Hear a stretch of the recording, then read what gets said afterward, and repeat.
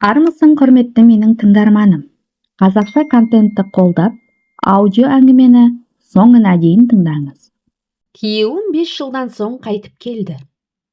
Өз өмірімнен аз да болса, басқаларға ой салар оқиғамен бөліссем деп едім. 1994 жылы 20 жасымда сүйген жігітіме тұрмысқа шыққан болатынмын. Өздеріңіз білесіздер, ол кезде жағдай қиын кезең болатын. Бірақ өз өмірімізге разы едік. Дастарханда нан мен қант тұрса, келген қонағымыз да, өзіміз де соған риза болатынбыз. Үстімізге киетін Қытай көйлегінің болғаны да абырой еді. Той жасамадың деп мен ренжімедім. Той жасай алмадым деп ата-енем де қынжылмады. Сол кезде бір мамыржай екен-ау, ең қиын сәттер болса да. Соған қарамастан бала туудан да бас тартпадым. 6 жылда Құдайдың берген 2 ұл, 2 қызын өмірге әкелдім. Әйтеуір өз несібелерімен келіп жатты. Атамыздың үйінің аяқ жағына салып алған жаман ғашығымыз баланың өлімен-ақ қызып жататын. Жыртық кебіс, көне халатпен жүрсем де өмірімен алмаппын. Ананы кимедім, мынаны тақпадым демеппін. Мені қатты налытқаны, жанымды мұздатып, жүрегімді қан жылатқаны күйеуімнің тастап кеткені болды. Күйеуім алыс жақын ауылға белгілі пеш соғатын ұста еді. Соның тапқанымен-ақ күн көріп жүргенбіз. Атамның еншіге берген өгізін сол жылы Құнажынға ауыстырып алғаным жөн болған екен. 2000 жыл келді. Жаңа ғасырға аяқ бастық деп ел қуанып жатқанда, мен тозаққа аяқ басқандай хәлде болатынмын. Өйткені тап жаңа жыл қарсаңында ауылдың арасында Қожабек ұста көрші ауылдағы жесір келіншектің қолына кіріп алыпты деген сөз гу ете қалды. Сөз шыққанша мен де түк сезбеген екенмін. Мына өсектен жерге кіріп кете жаздағаным-ай. Қартайған ата-енем ел ортасында отыра алмай, құдайы ауыл той дегендерге беттей алмай қалды. Балаларымды да басқалар ойынға шыққанда сенің әкең үйленіп кетіпті деп әжуалайтын көрінеді. Талай рет жылап келді үйге. Былай қарасам кейде апталап жоқ болып кететін күйеуім сол күйінде сияқты. Бірақ соңғы кезде әкелетін ақшасы мардымсыз әрі ұзағынан жоғалатын болып кеткені рас болатын. Бір күні есік алдында табаға нан жауып отырсам, апамның үй жағынан жылаған әйелдің даусы естілді. Бәрін тастай салып жетіп бардым. Адамның ойына жаман келеді емес пе? Барсам енем екен жылап отқан. Күйдірген бала болды бұл. Ең болмаса сен де іздемейді екенсің. Елдің әйелі құсап екі аяғын бір етікке тықсан қайтеді. Ел сөзіне көніп осылай жүре бересің бе? Өй намыссыз. Деген енемнің сөзі шымбайыма батып кетті. Есірлігі шығар. Тоқтайды ғой қайда барады деп жүрегіме қанжардай батса да шыдап жүрген едім. Көрші ауылдағы жесірдің үйін оңай-ақ таптым. Ауылдың шетінде орналасқан оңашалау үй екен. Масқара болғанда, мен барғанда күйеуім сол үйдің отын шауып жатты. Намыстанғаным-ай. Қорланғаныма шыдай алмай үйіне кіріп барсам, шашын жайып тарап отырған әппақ келіншек орнынан атып тұрды. Кім екенімді бірден сезсе керек, мен емес, өзі қалған. Алып кетсең, алып кете бер, деді. Тәтпіштеп айтып қайтейін, ақ келіншек менен тәтті болған болуы керек. 4 баламның әкесі менімен бірге жүрмеді. Мұрнымның астынан міңгірлеп, осында қалатынын білдірді. Жердің үстімен барып астымен қайттым. Келген соң ата-енеме оның қайтып келмейтінін айттым. Атамыз орнынан тұра алмай қалды. Ал енем тағы сұңқылдай бастап еді, атам тыйып тастады. Оттамай отыр. Бала шағасы есіне түссе бір оралар. Аяр әйелдің қылығына алданғанда, өйтпесе еркек бола ма? Атам негізі қатал адам, оның қаһарынан бәріміз қорқамыз. Тек осы кенже ұлы ғана оның сөзін құлағына ілмейді. Соңынан барған әкесіне де қайтпады. Не істейміз? Аумалы төкпелі заманда қайда барамын?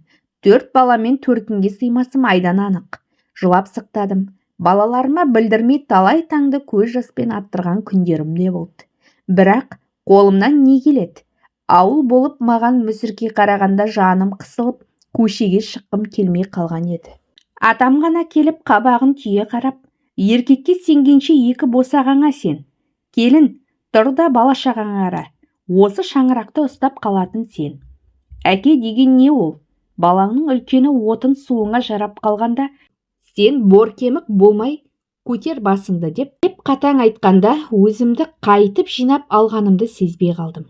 Ауылдың бас жағында жылыжай салынып жатқан.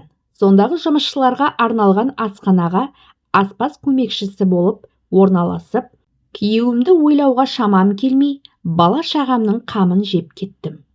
Төртеуі бірдей аузын ашқанда, бұрынғыдай әкесі әкеп беретін ақша жоқ, шынымды айтсам қатты қиналдым. Бірақ оған екінші барғым келмеді. Келер жылы сиырымыз бұзаулап аққа жарадық. Менің табысым қант шайды ажыратып тұрды. Оның үстіне атам да зейнетақысынан беріп тұратын. Қайнағаларымыз келіп, өздеріне көмір ағаш алса да, жартысын бізге түсіріп беріп кететін еді. Қанша жерден атасы әжесі болса да, балаға өз әкесіндей кім бола алсын? Енем келіп мейірім көрсеткен сайын, балаларымның одан сайын жаутаңдап қалғанын сеземін. Кейде ашумен сыбап алатын кезде, әкелерінен тірідей айырылғаны есіме түсіп, олармен қосыла жылаймын. Әйтеуір күніміз бірде күлумен, бірде жылаумен өтіп жатты. Қаншама еңсемізді түсірмейік десек те, күйеуімнің жақын ауылдағы бір жесірдің қойнына жатып, сол үйдің отын суын тасып, табысын соның аузына тосқаны жүрегімді тілеп сала береді. Осылайша 5 жылдың қалай өткенін де сезбеппіз. Күйеуімнен анда-санда хабар болып қалып жүрді. Қожабек азып кетіпті. Анау оңай әйел деймісің, үйінде жүріп түске дейін бір көйлек, түс қайта бір көйлек киетін оның құлқынан тойдыру мүмкін емес. Әйтеуір балалары жоқ екен. Бұрында талай еркектің басын жалмап, отбасын бұзып еді. 4 баласынан обал болды. Қожабек те ақымақ екен. Әркімнен қалған сол әйелдің несіне құмартып жүр? Сөз жата ма? Бәленше айтып жатыр, түгенше көріпті деп жанашырлық танытса да, сынап көргісі келсе де құлағыма мұндай сөздер келіп жатты. Басында бұлқан-талқан болушы едім. Кейін басылдым. Етім де үйреніп кетті-ау деймін. Әйтеуір тірі екен деп қоям іштей. Балалар да бірдеңені түсінетіндей үндемейді. Әкем қайда деп те сұрамайды. Мүмкін мен жұмысқа кеткенде бас көз болып қалатын ата-енем өнегесін айтып, әкесінің аман екенін айтып отыра ма? Қайдам? Бір күні тағы өсек бұрқ ете қалды. Не дейсің? Қожабек далада қалыпты. Әйелі оны тастап, үйін сатып, көшіп кетіпті дегенде естідік. Жүрегім күйеуімді ойлап тағы қарс айырылды. Бір жағынан шайтан ойлар, сауап болыпты, сол керек еді, десе, екінші жағынан балаларымның әкесі емес пе, неге сонша табалаймын дегенде ойда келді.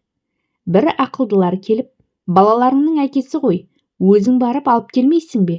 Еркекті адам ететін әйел деп ақыл үйретіп те кетті. Расында, балаларым үшін барғым келген. Бірақ, оның әйел тастап кетіп, жігері құм боп менің алдымда бейшара кейіпте болғанын көргім келмеді. Ақылы болса, әлде де балалары барын ойласа, өзі-ақ келер деп түйіндедім. Ол сөзді естіген енем де тыпыршып отыра алмай кетті. Менің ойымды оқығандай атам барып, әппақ келіншектің үйінің сарайында ішіп жатқан жерінен алып келді. Азып тозған, алдыма келмесе де алып келген күні сыртынан байқадым. Бірден үйімізге келген жоқ. Бірер апта атамның үйінде жатты. Оны көре салысымен оған деген ыза кегім, ашуым қайта тұтанды.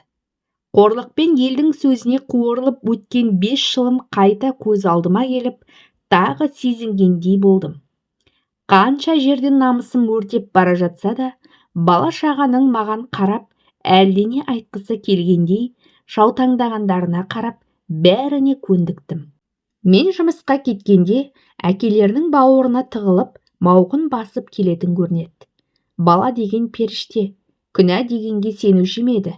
Олар үшін бар әлем әкесі мен анасы ғана емес пе? Әкелері келген күннен бастап-ақ олардың көзінен ұшқым көрдім. Бұрын маған артық қиқаңдарын білдірмеуші еді. Еркін де күле алмайтын да болатын. Әкелері оралғалы бойларынан еркіндікті байқадым. Тіпті кішісінің аузынан әкеме айтам дегенді де естіп қалып жүрдім. Қайда барайын? Атам келіп екеумізді жарастырып кетті. Енді осы келін өл десе өлесің, әйтпесе ажалым өзімнен болады деп бір-ақ кесіп айтты. Жүзі солғын тартқан күйеуім көпке дейін менің де балалардың алдында еңсесін көтере алмай жүрді. Бәріне қол сілтедім. Менің енді басқа біреумен жараспасым, балаларымның басқаны әке қылмасы анық. Одан да өмірімді өзім тіктемесем, күйеуіме өзім жігер бермесем, осылай кері кетеріміз белгілі еді. Жылы сөйлеп асын беріп, жылы төсегіне жатқызған соң, ол да бұрынғы қалпына қайта бастады. Өзім үшін бұрыс болған шығар, бірақ балаларым үшін дұрыс жасадым деп ойлаймын. Маған балаларымнан артық кім бар? Құрметті менің тыңдарманым, осы әңгімем сіздерге ұнаса, лайк басып, комментарий қалдырып, каналыма тіркеліп кетуді ұмытпаңыздар. Алда түрлі бастан өткен оқиғаларды баяндайтын боламын.